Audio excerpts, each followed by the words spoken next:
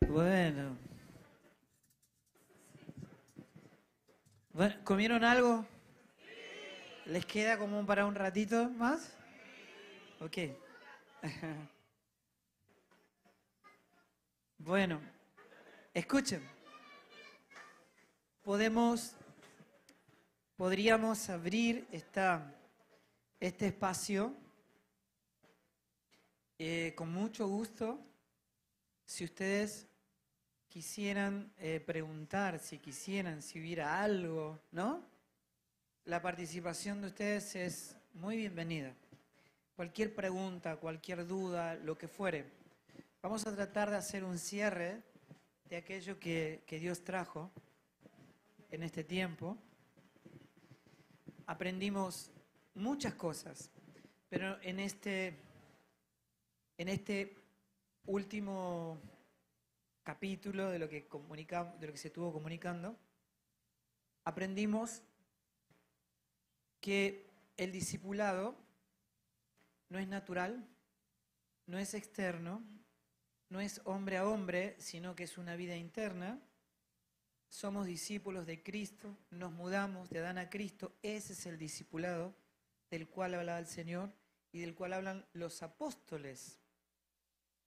Si ustedes buscan la palabra discípulo en las cartas apostólicas, ¿saben cuántas veces la van a encontrar? Ninguna.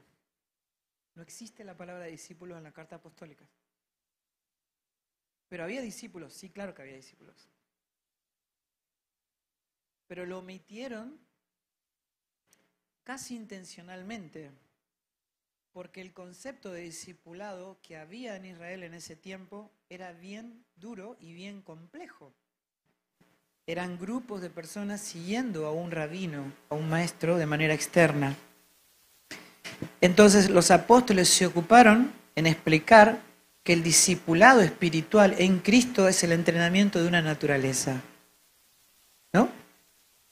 Yo di este ejemplo que creo que sirve. En el año 78, Argentina salió campeón del mundo de fútbol por primera vez. Y el capitán de ese equipo, se llamaba Daniel Pasarela, él nació diestro. O sea, él le pegaba con su pierna derecha a la pelota.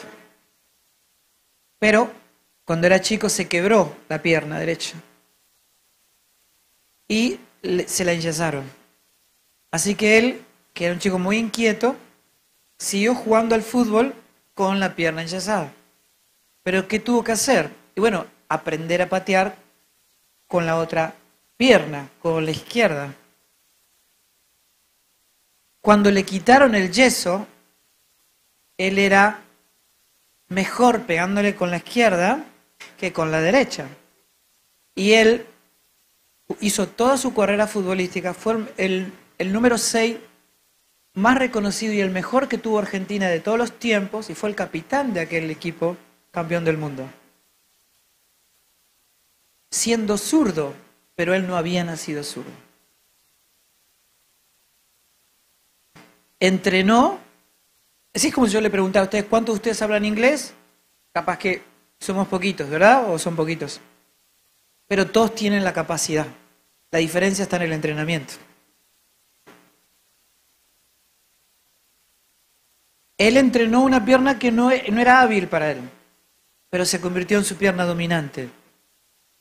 Estar crucificado es enyesar a Adán, para que Cristo se vuelva mi naturaleza dominante.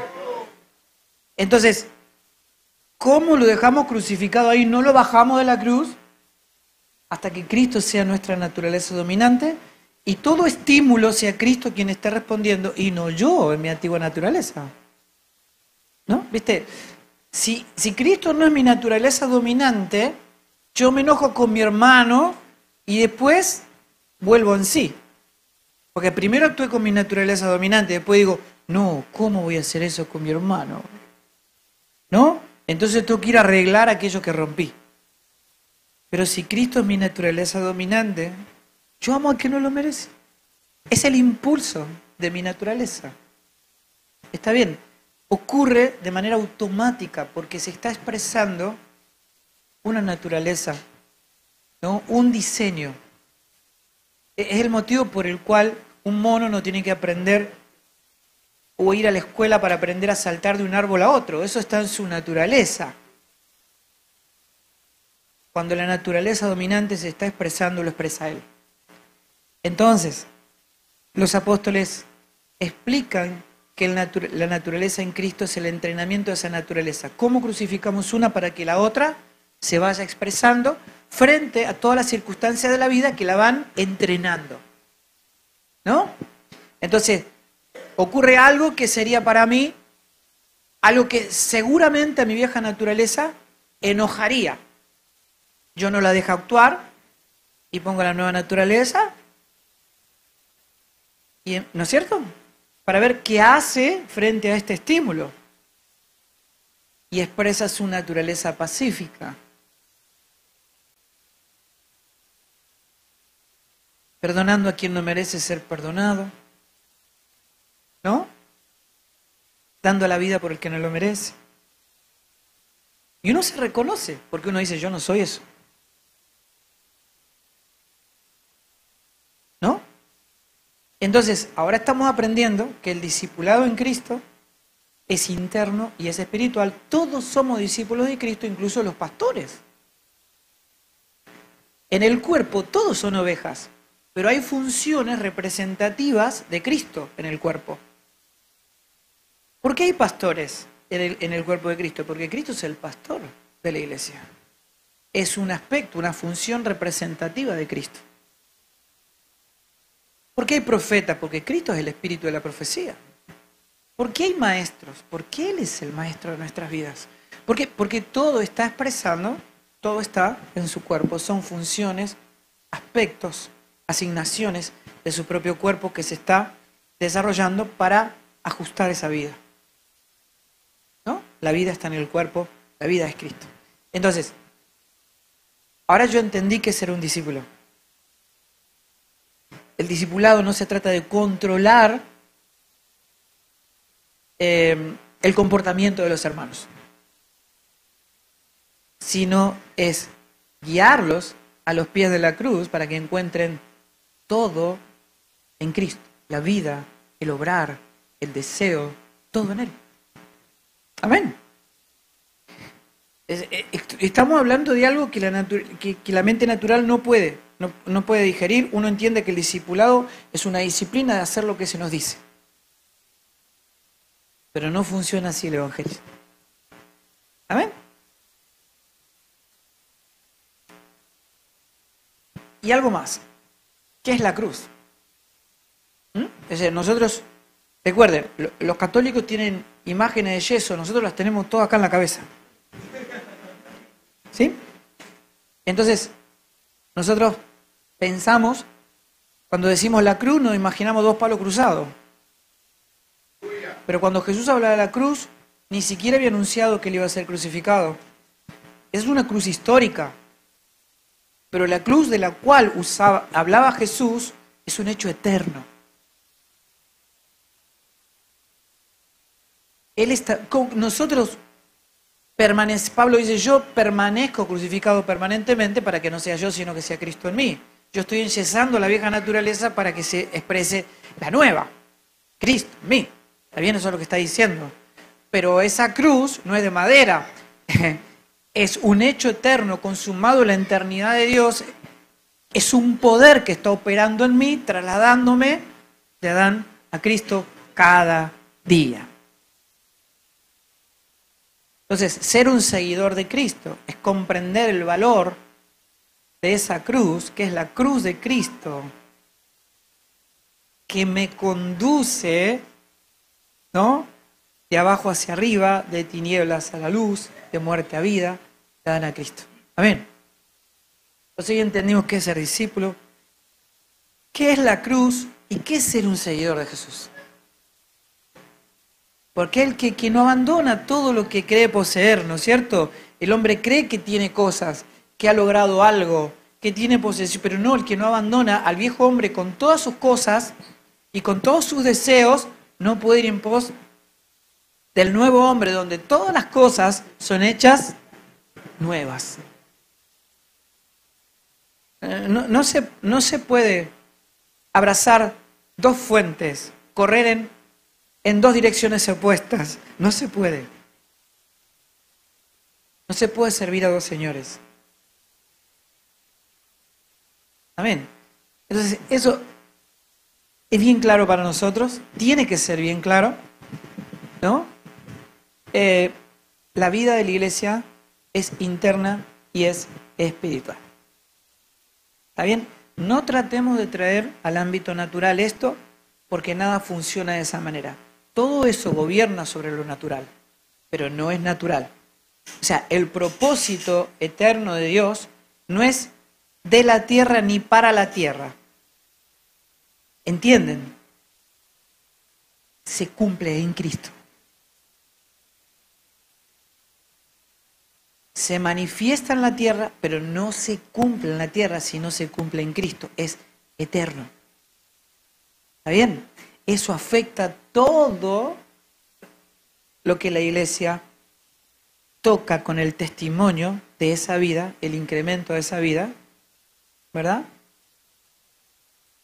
Y afecta toda nuestra vida en este mundo. Pone un orden divino en toda nuestra existencia. ¿Está bien? Ahora, Pablo está presentando esta situación de esta manera. Él habla precisamente de los hermanos que se quejan. Ustedes nunca se quejaron, ¿no? Supongo que no. ¿Qué? Entonces dice, escucho muchos hijos que se quejan acerca de sus imperfecciones, de sus fracasos, de sus adicciones. Pablo diciéndole, ¿quién los drogó? ¿Quién los fascinó? ¿No es cierto? Porque la palabra que utiliza es farmaqueia, es como diciendo, ¿quién los drogó? ¿Quién los hechizó? O sea, Cristo fue presentado entre ustedes como crucificado. O sea, ustedes vieron la cruz, lo vieron a Él crucificado. ¿Qué los extravió a ustedes? Pablo dice, yo no me propuse saber otra cosa que no sea a Cristo y a este crucificado. ¿Qué es lo que logró que ustedes saquen la mirada de Él? Y entonces, ¿qué pasa? Claro, el Evangelio no expresa vida. Si no hay crucifixión, no puede haber resurrección, ¿verdad? Así que no expresa vida y entonces los hermanos se quejan y esto no da resultado y la culpa es de este, la culpa es de aquel. Y la respuesta de Pablo es, lo que ocurre es que no hay guerra. Eso está diciendo Pablo. Ustedes no están comprendiendo que estamos en guerra. ¿Cómo sí? Estamos en guerra. Pablo dice, descubrí al enemigo, no está afuera, está dentro nuestro, y es una guerra. Ocurre dentro nuestro, nada es agradable ahí, la carne es sacrificada, la sangre es derramada, estamos crucificados, somos juntamente con Cristo el sacrificio agradable delante de Dios. Sí. Sí. Mientras ocurre algo injusto con nosotros, nosotros estamos gozosamente tomando la cruz. ¿Cómo se explica eso? Sí. En el monte había 3 cruces. ¿Se acuerdan? 2 cruces eran justas. ¿Por qué? Estaban pagando por lo que habían hecho. Pero una cruz era completamente injusta. Había un inocente pagando por los culpables, un justo pagando por los injustos. ¿En qué cruz estamos? En la única cruz injusta. O sea que si yo, siendo inocente, no elijo gozosamente morir por el culpable, yo no estoy crucificado juntamente con Cristo. No, para que se manifieste la vida. Porque uno va al pastor para que se haga justicia, ¿me entienden? Pero esa es la justicia de los hombres, de la cual Pablo dice, yo fui liberado. Para conocer la justicia de Cristo, que me tiene completamente enamorado. porque en ese lugar es donde ocurre el milagro, o es donde yo soy trasladado, transformado, donde Cristo ha formado en mí, donde veo la vida para la cual fui creado. Ahí ocurre el milagro. Pero si yo salgo en defensa de la vieja creación, y no te vas a morir, loco. ¿Entienden? 10, 20, 30, 40 años, ¿no? De gente que sirve, ofrenda, diezma. Pero cuando viene la crisis, te presenta de nuevo su Adán. Se enoja, se ofende, divide el cuerpo. ¿Por qué? Porque la cruz no está haciendo su trabajo, porque se baja de la cruz, ¿entiendes? No quiere morir. La vieja creación tiene sentido de preservación. El viejo hombre no quiere morir, odia la cruz, porque no quiere sufrir. Lo hemos dicho, o sea, el eslogan del viejo hombre es pare de sufrir. Uno dice, bueno, yo voy a Dios justamente para no sufrir. Digo, entonces, es como, ¿me entienden? Es como que vos te presentás a una olimpiada de natación y llegás ahí y decís, che, ¿por qué hablan tanto de nadar? Y soy negro, o sea, vos no tenés más pálida idea porque estás acá. Cuando alguien te dice, ¿por qué hablan tanto de la cruz? ¿Me entienden? O sea, si no, no entendimos nada de por qué estamos acá. Si no hay muerte, no puede haber resurrección. El Evangelio es una nueva creación. ¿No? Entonces, ahí empezamos a cobrar identidad. Y empezamos a entender quiénes somos en Cristo. Y cuando vemos quién somos en Cristo, amados, si lo ves, vas a temblar. Vas a temblar.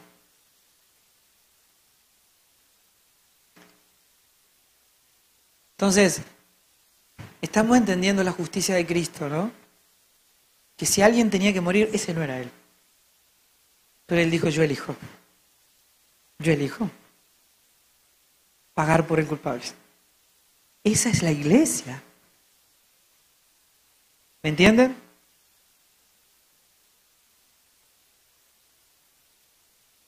Porque si no, después decimos, el Evangelio no da resultado. Tuve mucho problema con oración, me voy a otra. Pero lo que no está funcionando es el Evangelio en tu vida. Amén. Pablo dice, no están entendiendo la guerra. Y la única solución posible contra el deseo descontrolado por todo lo que no es Cristo es una declaración de guerra.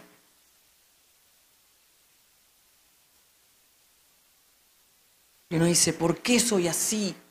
¿No? O te explican, ¿no? Lo que pasa, yo tengo descendencia italiana, por eso la sangre, ¿no? Me pongo nervioso. Me estás presentando a Adán, ¿no es cierto?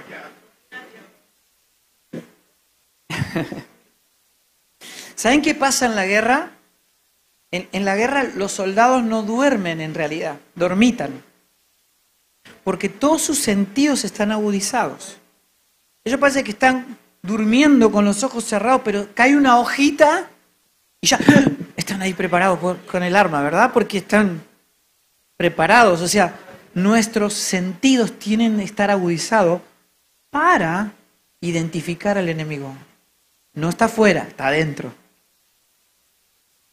Cuando él quiere participar, yo ya enseguida lo identifiqué.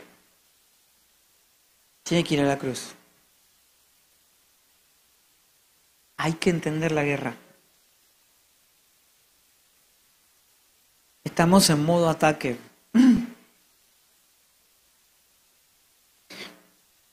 Hay algo que Dios llama violencia, ¿saben? En la verdadera vida cristiana, en donde Él dice que los violentos son los que arrebatan, ¿no? ¿Qué? Así es. Mateo 11:12 dice, y desde los días de Juan el Bautista hasta ahora el reino de los cielos sufre violencia, y los violentos la conquistan por la fuerza. ¿Me entienden? O sea, Cuando hay algo que parece contradecir el Evangelio, ¿qué hay que hacer? Cavar profundo, hay que ir profundo. Amén. La pregunta sería, ¿violencia contra quién o contra qué? Amén. Jesús decía, si tu mano te es ocasión de caer, córtatelo y échalo de ti. Si te es mejor en la vida manco o cojo que teniendo 2 manos y 2 pies, ser echado al fuego eterno. ¿Está bien? O sea, vos tenés que saber que todos tus miembros en un estado adámico te están impulsando a traicionar la nueva creación como lo hizo Judas con el Señor. Tu ojo quiere ver, los ojos de Adán quieren ver lo que no conviene ver. El oído de Adán quiere escuchar aquello que no conviene, que no edifica, que no glorifica a Dios. Salí de ahí. Salí. Corre. Miren, supónganse que a ustedes le dicen que un rey va a venir a su casa.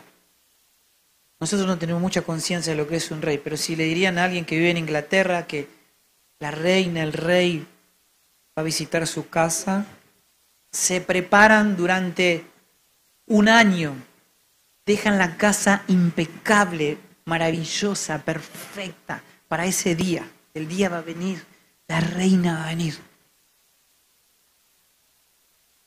El rey. Todo está preparado, todo es perfecto, cada detalle, un año trabajando para eso. 20 minutos antes de que llegue el rey, se escapa un chancho del chiquero y entra a la casa y tira todo, embarra todo, destruye todo. Algo tenemos que aprender. Que si el rey volviera la próxima vez, esto no puede volver a pasar. ¿Verdad? Es estar sobrio, es estar atento. Esto no me puede volver a pasar. Si el rey vive en mí, no puede haber contaminación. Corta tu oído, tu ojo, tu pierna, es preferible. Estamos en guerra.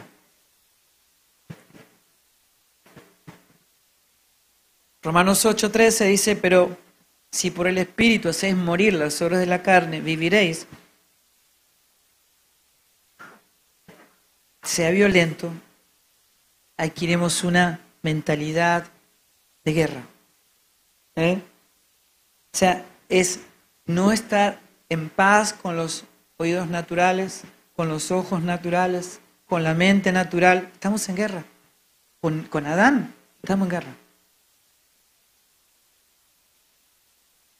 Si un hermano tiene confianza y dice que te ama, está bien. Y viene y te habla mal de otro hermano, y vos lo escuchás porque él dice que te ama y porque vos lo amás. Pero ahora esa crítica que hiere, que lastima y que contamina el cuerpo, ahora se me añade a mí. Está bien.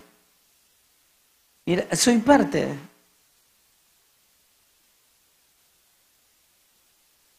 ¿Qué hacemos entonces? No. Si vamos a lastimar el cuerpo, no avances. No lo digas. Déjame amarte, déjame conducirte a los pies de la cruz. Hay un solo camino para esto. Vamos a la cruz. ¿Sí me entienden?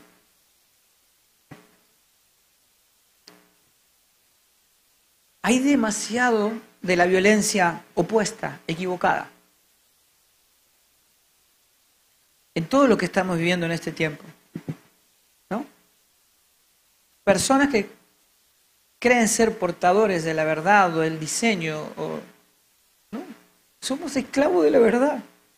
Amados, y si de alguna manera hemos visto algo, la realidad es que no hemos visto nada. Pablo mismo dijo, yo no pretendo haberlo alcanzado, yo prosigo el blanco, Mire, él vio el diseño, él fue escogido para ser llevado al tercer cielo y haber visto la obra terminada. Y él dice, yo no lo alcancé, yo no vi todo, yo estoy de camino. Ahora, miren, si yo le diría, supónganse, no voy a usar el pizarrón, pero supónganse que Cristo está acá. ¿Está bien? Esto es Cristo. Ahí está Él. Ahora, en toda su perspectiva, supónganse que yo estoy acá. Y tengo una perspectiva de Cristo.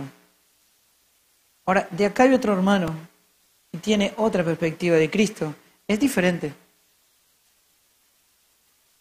La diferencia entre este y este no me divide, me enriquece. Pero además yo soy uno con Él. Y yo puedo ver, ahora puedo entender algo que yo no estoy viendo. Y digo, no puede ser que no lo haya visto antes. Esto es genial. O puedo pensar, no, yo no pienso como Él. Tenemos una misma mente. Solo que no nos van a alcanzar 1.000.000 de vidas para tener toda la perspectiva de Cristo. Toda la riqueza, toda la verdad está en la nueva creación.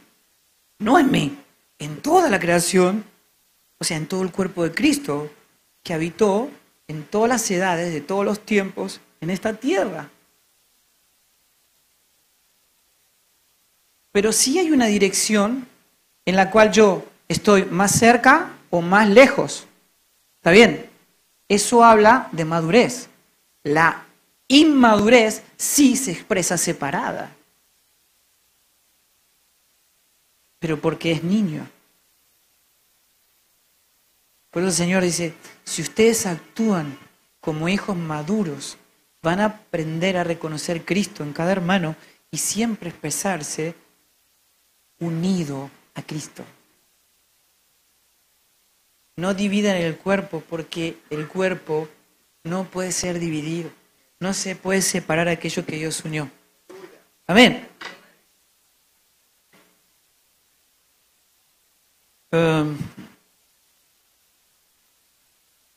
No presenten vuestros miembros al pecado como instrumentos de iniquidad, sino preséntense vosotros mismos a Dios como vivos de entre los muertos y vuestros miembros a Dios como instrumento de justicia. Amén. Sabiendo esto, que vuestro viejo hombre fue crucificado juntamente con él, para que el cuerpo del pecado, Adán, sea destruido, a fin de que no sirvamos más al pecado. Si vos no tenés esa persona activa, fortalecida dentro tuyo, deseando todo lo que no es Cristo, ¿verdad? Entonces no vamos a servir al pecado. ¿Amén?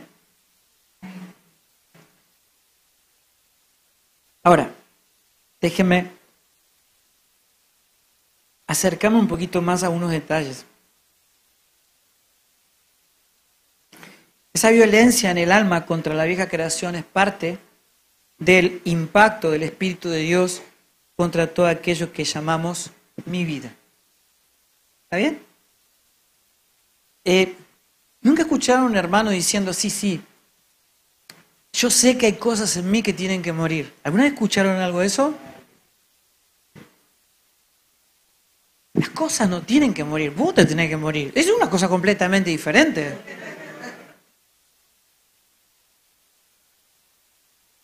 ¿Quién está crucificado juntamente con Cristo? ¿Vos o las cosas? Todo tu ser, lo que vos llamás mi vida, todo por completo tiene que morir. Con todos sus deseos pecaminosos, tienen que morir. Amén.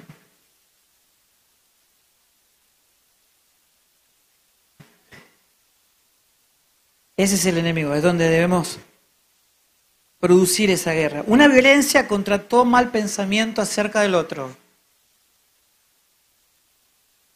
¿Saben lo que es la presunción? Es cuando alguien dice, algunos lo llaman el sexto sentido, mal llamado. ¿Viste lo que me dijo? Seguramente lo dijo por... ¿Saben lo que es la suposición, la presunción? Pecado. Nosotros vivimos en el amor que todo lo cree. Si algún hermano te miente, no tiene por qué tener un problema con vos. ¿Lo tendrá con quién? Exactamente. Nosotros vivimos en el amor que todo lo cree. O sea, no estamos hechos en Cristo para sospechar. La sospecha es pecado. Sí, bueno, pero al final vas a ver que es como yo te digo. No importa. No importa. El pecado no tiene justificación. Es la naturaleza de Cristo en mí. Amén. Guerra contra la autoconmiseración. ¿Sí? No escuchar a un hermano diciendo, ¿qué más me puede pasar a mí? ¿No? Todo me pasa a mí.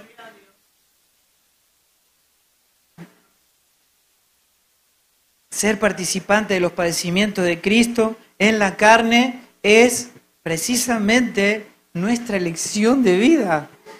Lo escogimos. ¿Pero por qué? Porque Él nos amó primero.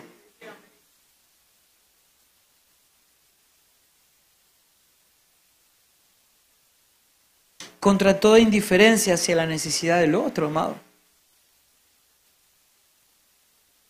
¿Sí? Guerra. ¿Viste que vos por ahí ves a tu hermano padecer necesidad y vos no necesitas tener para darle? Los hermanos de Macedonia ofrendaron a los hermanos de Jerusalén de su más profunda pobreza. Lo que se necesita es el corazón de Cristo. No es la cantidad, es la sustancia del amor, de la generosidad, la persona de Cristo operando en mí. Dios no necesita dinero, necesita a su Hijo, quiere a su Hijo. Amén. Entonces, no saques la calculadora porque eso no tiene nada que ver. O sea, no es para cuadrar cifras, es para verlo a Él. Porque en Él ya está suplido todo. Pero se tiene que ver. ¿Saben que cuando uno da, se despoja para liberar qué? El Evangelio. Se despoja para que se libere el Cristo que está en mí. Para que haya mayor libertad de su expresión en mí, en su iglesia. Nos despojamos de las ataduras materiales y le vemos. Amén. O sea que esto escuchen, si nosotros damos porque si damos vamos a recibir más, ¿qué onda?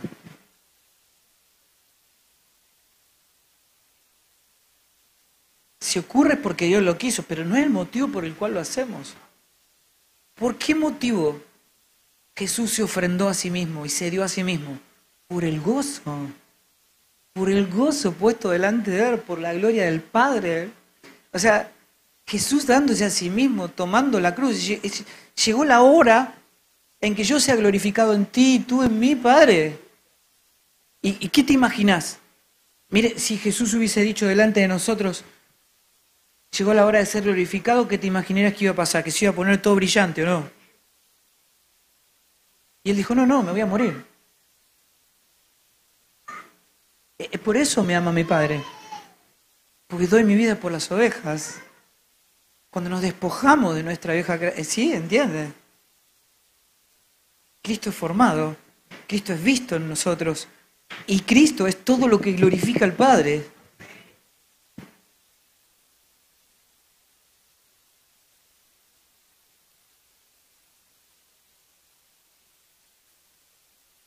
la guerra que está descrita en el libro de Romanos, para que podamos entender, el diablo no aparece hasta el capítulo 16 de Romanos, ¿me entienden?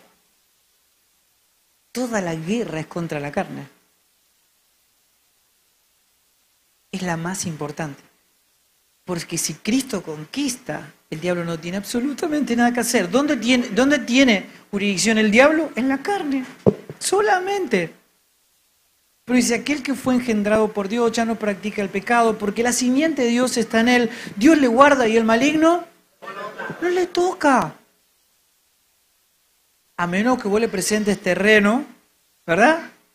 Por eso dice, miren, no le den lugar al diablo, porque no ignoramos sus maquinaciones. ¿Quién cede ese terreno? Claro. Pero en nosotros opera el poder para desalojar al inquilino. ¿Eh?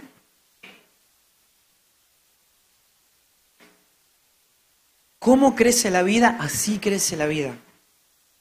Es importante, demasiado importante. Nadie va al infierno a causa de Satanás. Créanme, él no tiene poder para arrojar al infierno a nadie. Lo único que te lleva al infierno es el pecado. Lo único que te lleva a la muerte es el pecado. Mucho más importante que luchar contra Satanás es luchar contra el pecado, contra el hombre de pecado que mora en nosotros.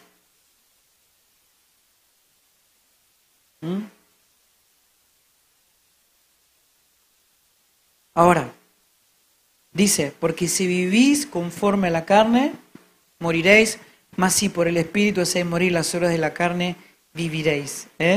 ¿Vieron? No es contra nadie, es contra nosotros mismos, es contra la naturaleza de pecado que habita en nosotros. Por eso hay que aprender a hacer guerra. Y cuando uno quiere saber qué es el mal, Dios lo define. Dice, 2 males ha hecho mi pueblo. Primero, me dejaron a mí. O sea, están eligiendo la naturaleza equivocada. Y eligen una naturaleza que promete lo que nunca va a cumplir. Que son cisternas rotas que no retienen el agua. Vas a pasar hambre y sed por toda la eternidad. Ese es el mal. Es la definición concreta de Dios acerca del mal. Eligieron el árbol equivocado. Eligieron la naturaleza equivocada.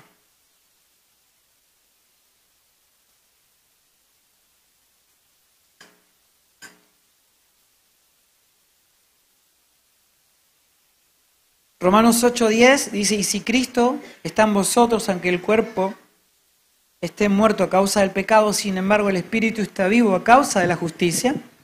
Pero si el Espíritu de aquel que resucitó a Jesús de entre los muertos habita en ustedes, el mismo que resucitó a Cristo de entre los muertos también dará vida a vuestros miembros, a tus cuerpos mortales, por medio de su Espíritu que habita en nosotros.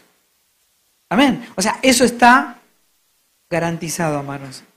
Garantizados.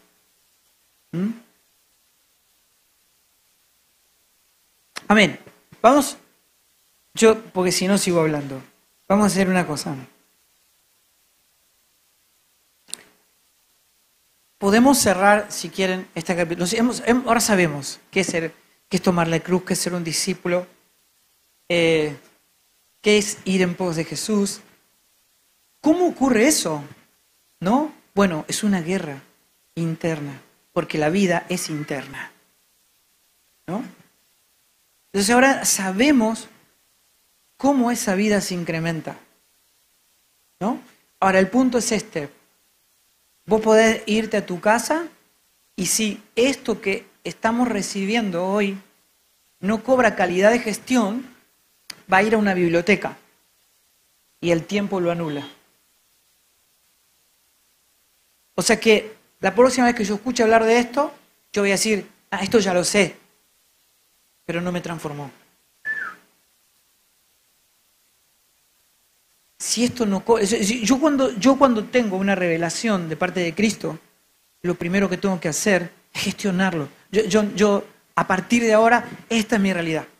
Si vi esto, ahora de esto, yo no me voy igual. Amén. Ok. Ahora, sé que el propósito eterno de Dios es el incremento de la vida del Hijo hasta que toda la tierra sea llena del conocimiento de su gloria. Fui creado para esto. ¿Amén? Bien. Ahora, entendiendo la guerra, cómo funciona, ahora advirtiéndome cuando vengan las circunstancias de la vida, el ataque, la mentira, la injusticia, el dolor, la pérdida, la falta de trabajo, y yo ya sé cómo afrontar esa guerra. ¿Está bien? Ok. Entonces voy a comprender que si no hay una buena gestión en eso, entonces lo que yo voy a experimentar es un síntoma. La manera en que yo actúe es el síntoma, no es el problema. El problema es no estar operando correctamente en el hombre correcto. ¿Está bien? Porque la solución, la respuesta ya fue provista y habita en nosotros. ¿Amén? Bien. ¿Hay alguna pregunta? ¿Alguien que quiera decir algo? ¿Alguien quiere aportar? A ver, dale. Bien, Pastor Lien. Primero, darle las gracias por esta enseñanza. Amén. Sí, que nos ha dado no solo un montón de temas para predicar, sino un montón de observaciones para autoexaminar. Y toda la realidad de lo que usted estaba hablando. Ok. Bien, para que te escuche. Bueno, dale las gracias por todas estas enseñanzas, porque no nos ha dado un montón de temas para predicar, sino muchas observaciones para autoexaminarnos. Así que muchas gracias. La exhortación acerca de la cruz de Cristo es una realidad espiritual, mas como decía el apóstol Yacer, nuestro riesgo y nuestro problema es con mantener el equilibrio y el balance. Y con respecto a vivir la cruz de Cristo, quisiera que nos traiga luz acerca de no caer en el extremo y no hacer apología acerca del maltrato. Y yo quisiera preguntar exactamente cómo se puede expresar esta palabra con una persona que experimenta maltrato. Dígase una esposa, un esposo y esa. Esa es la primera pregunta. Y la segunda es con respecto a lo que nos enseñó anoche, donde decía que todo lo que tiene que ver con el viejo hombre murió. Nosotros lo entendemos como una verdad eterna. Mi pregunta es si nosotros no estamos pastoreando las almas. Aunque sabemos que en Cristo somos espíritus perfectos, los pastores, los líderes, no estamos lidiando con el alma de la gente, y de hecho el enemigo no es el enemigo de nuestras almas. Esas son las dos. Genial. Bien, dale. Ah, ok. Te vi tan seguro que digo, bien.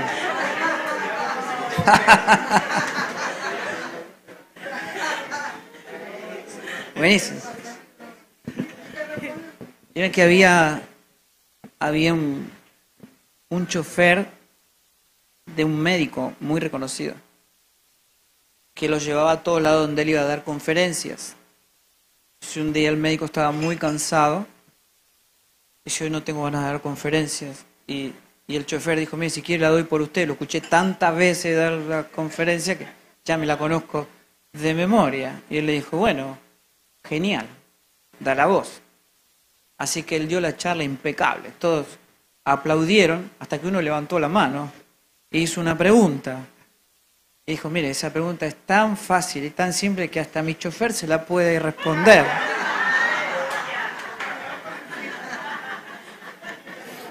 Bueno.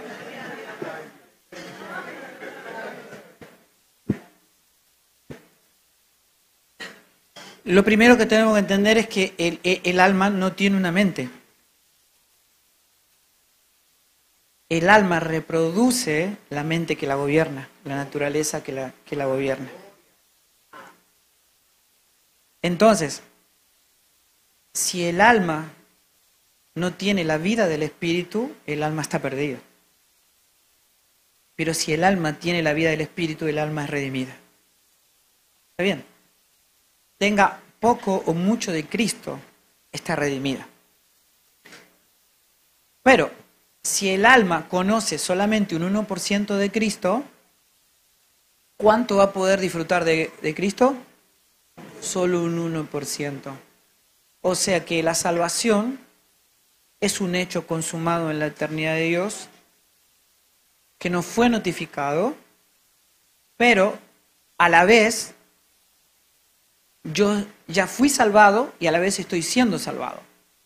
Ok, en el espíritu yo ya soy salvo, pero en el alma yo estoy experimentando esa salvación. Si yo solo conozco un 1% de Cristo, voy a ser un hombre carnal que va a destruir matrimonio, familias. ¿Por qué? Porque mi vida mayormente está siendo gobernado por carne, o sea, por inmadurez, ¿no es cierto? Por un hombre que rompe todo, que destruye todo, que fue hecho para la destrucción. ¿No? Entonces, ¿para qué sirve el discipulado? Bueno, precisamente, digamos, el discipulado en muchos aspectos sirve para no atender urgencias, por ejemplo, ¿no? Que alguien te llame a las 3 de la mañana y pues, pastor, ¿puede venir? Le pegué a mi esposa, ponele. Vos decís, ¿cómo un hombre llega a una situación como esa? ¿No es cierto? Porque alguien en que Cristo está siendo formado en su vida puede gestionar su identidad en Cristo.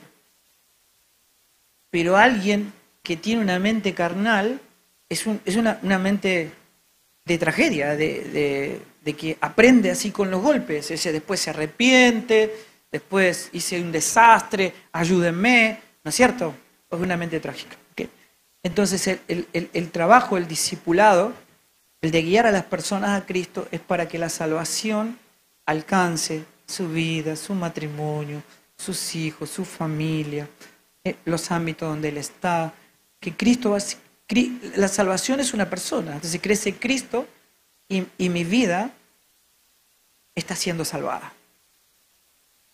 O sea, la medida de conocimiento es la medida de entendimiento, es la medida de transformación, es la medida de salvación, es la medida de amor, todo lo que es Cristo en nosotros.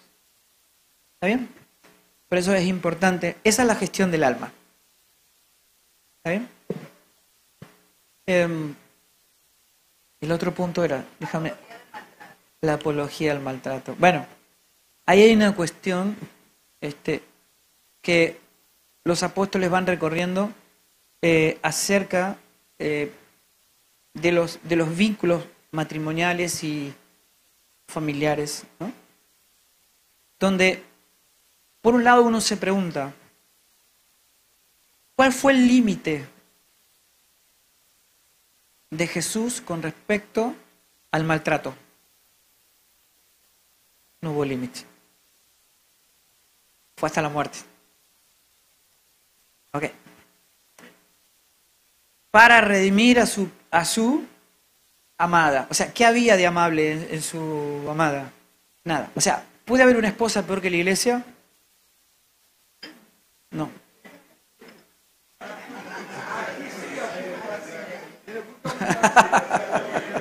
Aquí sí, dice.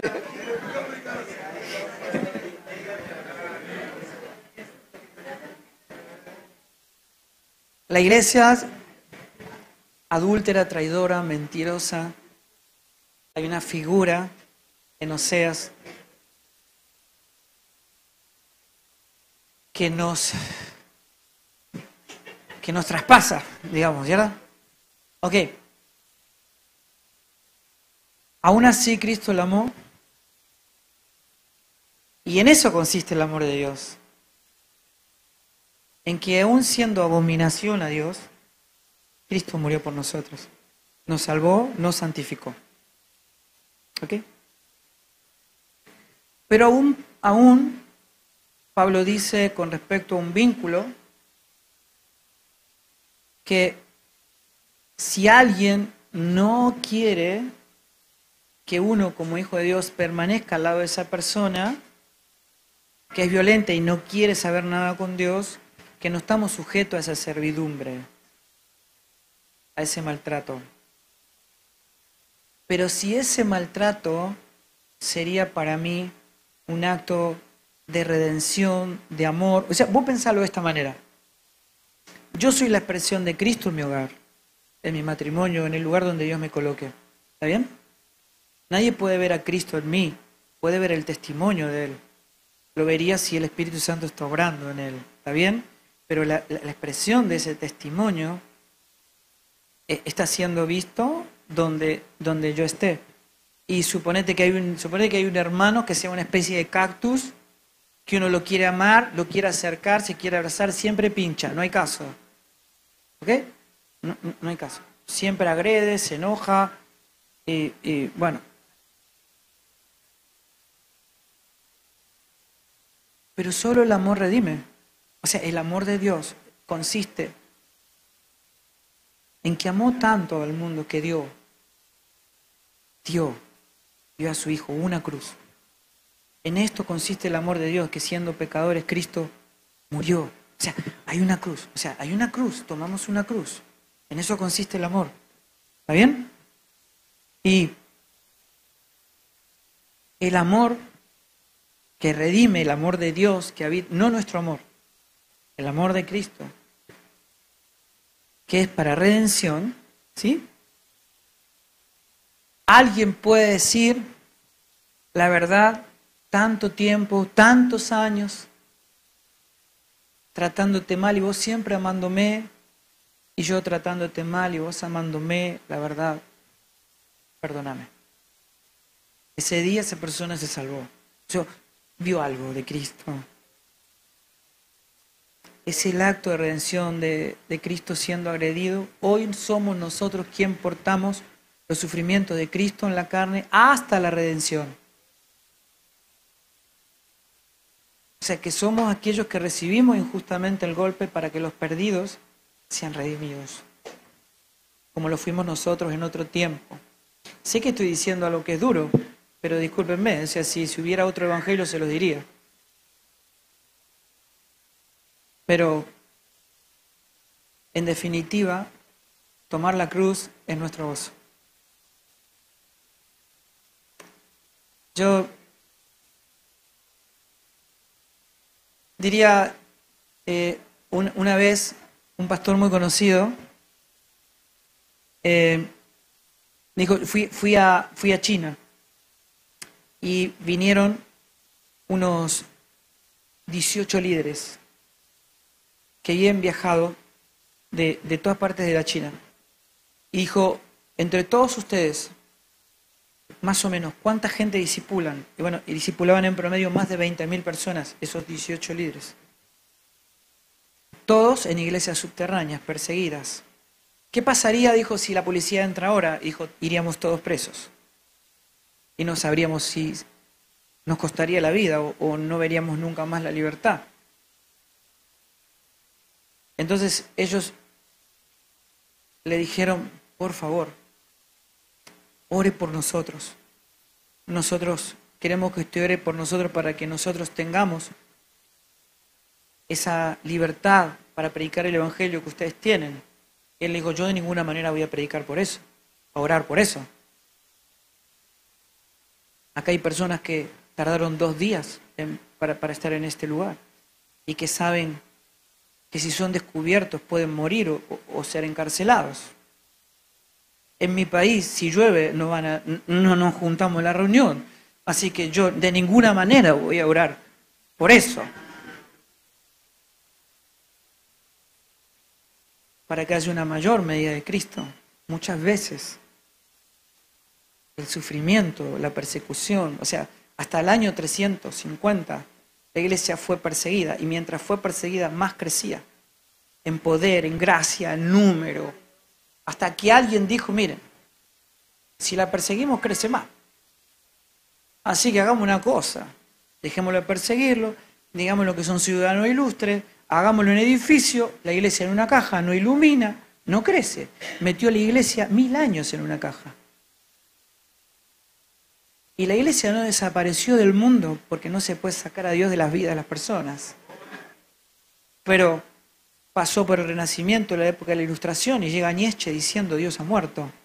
Y no que Dios había muerto en el cielo, Dios había muerto en el corazón de la gente y con él los valores que se sustentan en él, en Dios. Porque la comodidad hizo que las personas se conviertan en espectadores y no en protagonistas de la vida de Cristo expresada en el mundo, para que su gloria sea vista, manifestada y dada a conocer.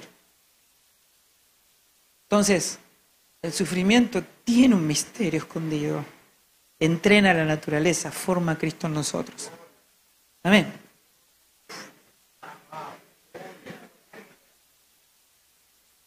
Bueno, no sé cómo estamos en el tiempo. Ya estamos, creo. ¿Hay alguna observación? Dale. Mirá, ¿quién? Oh, Dios santo. Ahí vamos. Explicando que la mitad de Adán y de la mitad de Jesucristo. Yo quiero hacerle una pregunta, porque cuando Jesús murió, ¿verdad? Antes de todo eso, nosotros, cuando nacíamos, éramos simientes de pecadores. Entonces Jesús vino para romper esas cadenas y se crucificó. Pero yo tengo una pregunta así, que cuando Jesús murió o resucitó, fue que se hizo el pacto de la gracia. A ver si lo entendiste. Más o menos. Sí, cuando Jesús murió, se hizo el pacto de la gracia cuando resucitó en los 3 días.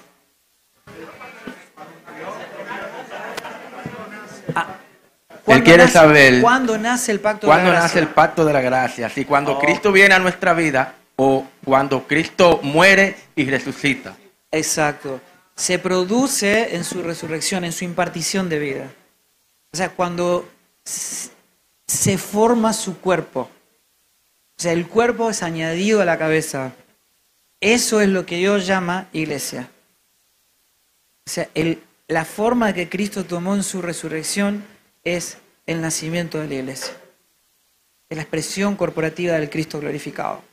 Ahí nace el pacto de la gracia. Algo que no merecíamos nada. ¿Qué nos regaló Dios? Se dio a sí mismo. Se dio a sí mismo. ¿Entienden eso? Miren, vieron que nosotros, el viejo hombre ve todo separado de Dios, ¿no? Entonces, si uno,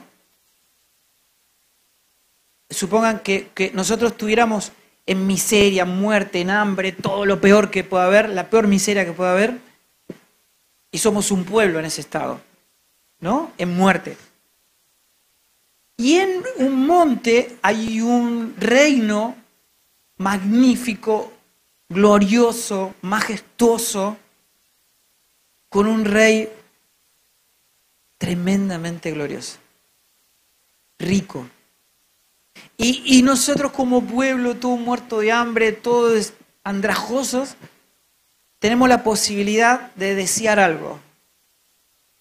¿Qué desearíamos? ¿Qué sería un buen deseo?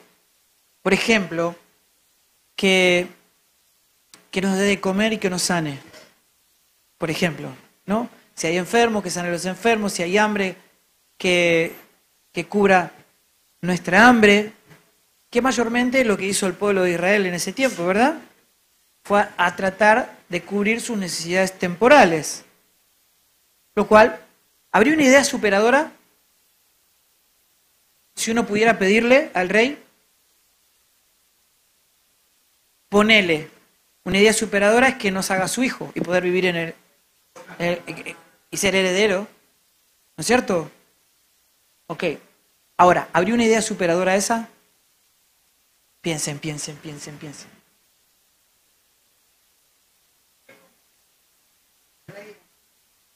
Ser Él. Él no nos dio solamente un lugar para vivir, no cubrió todas nuestras necesidades, sino que nos hizo parte de sí mismo. Él se dio a sí mismo. Somos uno con Él. Lo hizo mediante su Hijo. No hay nada mayor que Dios pueda habernos dado. Es una locura. ¿O no? Escuchen, porque si le vemos, vamos a temblar. Si podemos ver esta realidad, nada va a volver a ser de la misma manera. Dale. Con esta terminamos, Luismi. Dale. Dios nos bendiga. Casi me maté de un susto. Yo no estoy como satisfecho. No sé si aportaría algo con esto que voy a decir, pero Dale. sí creo que sí. con la pregunta del niño, Ah, ok. porque puede tener dos vertientes. A ver. Una es dónde nació el pacto Ah, ok. o dónde ok. se manifestó Ah, el ok, pacto. ok. Sí, sí, sí. Está muy bien. Entonces, es necesario que él sepa que nació en un lugar que no es lugar, es una persona Así es. y se manifestó en un momento En tiempos eternos. que fue cuando Adán pecó. Porque él dio vestir a Adán con túnica de pieles donde se manifiesta la gracia y el pacto en sí mismo que él hizo con Abraham para cuando Cristo venga, entonces ponerlo en manifiesto. Ahí yo veo que se manifiesta en un tiempo y en una persona que es en Dios y en el hombre en el momento que se apartó de su presencia. Amén. Ok. Lo que dicen los apóstoles es que la unión de Cristo con la iglesia es desde tiempos eternos, es antes de que todo existiera. ¿Está bien? Es un punto clave, siempre estuvo en Él. Él es eterno, en el único día que Dios habita, en el presente eterno, en el pacto del Padre con el Hijo, esta realidad era nuestra realidad, para que nosotros en el espacio y tiempo la podríamos experimentar. ¿Está bien? Hablamos en la creación y en la creación del hombre. Adán no tenía la sustancia. ¿La sustancia dónde estaba? En el árbol de la vida, pero él no comió de esa sustancia, él comió de otra sustancia, ¿verdad? Entonces, ahora envía a su hijo como el segundo hombre y postrer Adán para que haga lo que el primer Adán no hizo, ser obediente en todo y convertirse en el camino para poder comer del árbol que deberíamos haber comido al principio, que es Cristo, la vida. ¿Está bien? Ok. En el espacio y en el tiempo, sí, en el cronos del hombre, se inaugura este pacto. Pero la palabra que utilizan los apóstoles es kainos, no es neos. Neos quiere decir algo sin uso. Pero la palabra es kainos. Kainos es una raza que nunca existió. Una nueva naturaleza que nunca hubo antes en la creación. Eso es la iglesia. ¿No? No solamente es nuevo porque era sin uso, sino además porque es de otra naturaleza. Esa es la palabra. Se inaugura, o sea, algo eterno se inaugura en el ámbito de espacio y tiempo. ¿Está bien? Se tiene esos dos aspectos, lo cual está muy bien. Te voy a hacer una pregunta. Muchas gracias por todo lo que hemos sido edificado este día. Y quiero hacer una pregunta que parece un poquito controversial para este tiempo. Oh my God. Porque yo pienso que Cristo lo puede solucionar todo.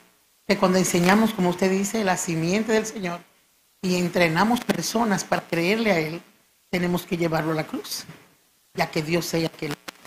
Entonces, oigo muchos pastores y muchas personas que tienen problemas fuertes matrimoniales y pastores que le dicen, tú necesitas un profesional.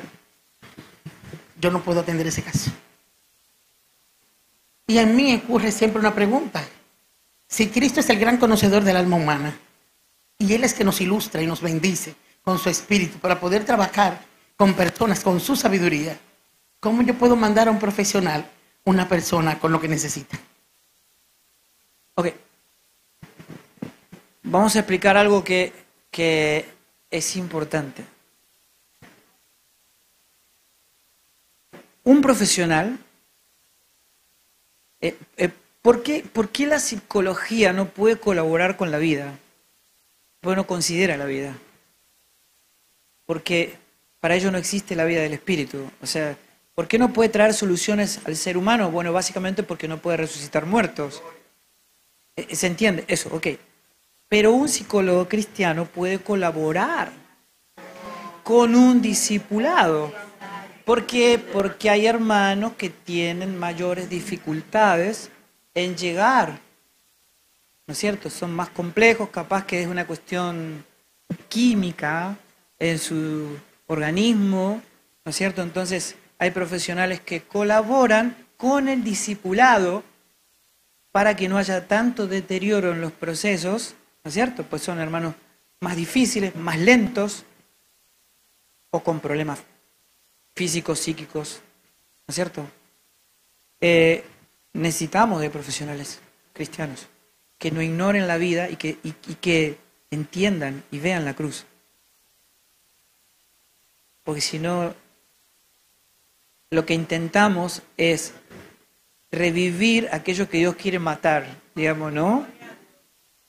Entonces, si no se pierde la dirección, eso va a funcionar.